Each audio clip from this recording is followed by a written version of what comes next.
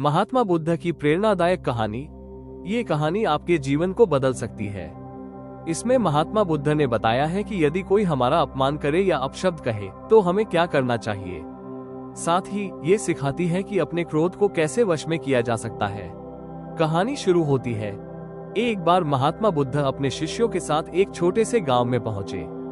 बुद्ध का व्यक्तित्व इतना प्रभावशाली था कि उनकी उपस्थिति मात्र से लोग शांति और आनंद का अनुभव करने लगते थे। गांव के लोग बड़ी संख्या में उनके प्रवचन सुनने के लिए इकट्ठा हुए। बुद्ध ने अपना प्रवचन शुरू किया।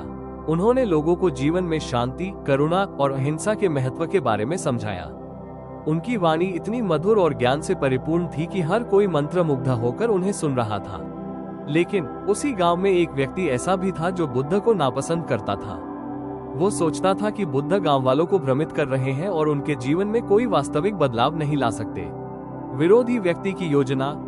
उस व्यक्ति ने ठान लिया कि वो बुद्ध के प्रवचन को बाधित करेगा और सबके सामने उनका अपमान करेगा। बुद्ध के प्रवचन के बीच वो सभा में आ धमका। सभी लोग चुपचाप बुद्ध की बातें सुन रहे थे, लेकिन वो व्यक्ति जोर जोर से चिल्लाने लगा। उसने बुद्ध को भला बुरा कहना शुरू कर दिया। तुम झूठे हो, उसने कहा। तुम्हारे शब्दों में कोई सच्चाई नहीं है। तुम लोगों को धोखा दे रहे हो।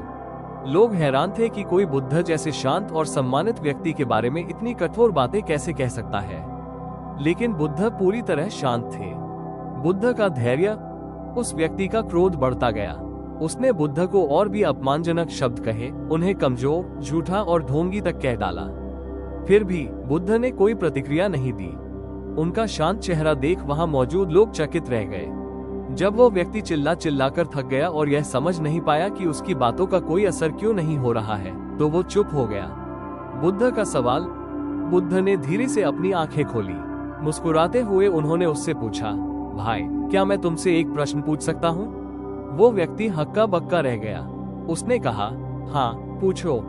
बुद्ध बोले, यदि कोई तुम्हारे पास एक उपहार लेकर आए और तुम उसे स्वीकार ना करो, तो वो उपहार किसका रहेगा? व्यक्ति कुछ क्षण सोचता रहा और फिर बोला, यदि मैं उसे स्वीकार ना करूं, तो वो उसी का रहेगा जिसने उसे लाया है।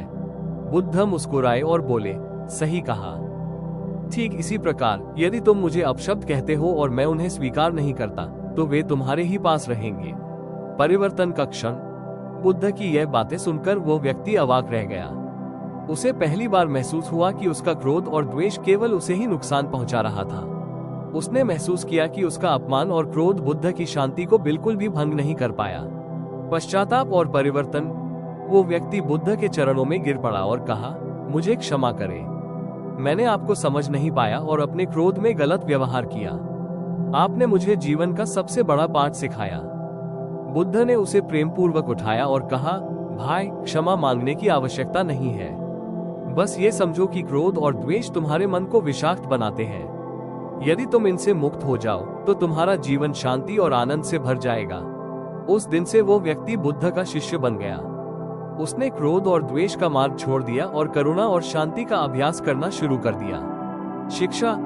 ये कहानी हमें सिखाती है, क्रोध का उत्तर शांति से दे। नकारात्मकता को स्वीकार न करें। आत्म संयम सबसे बड़ी ताकत है। शांति और संयम के साथ किसी भी समस्या का समाधान संभव है।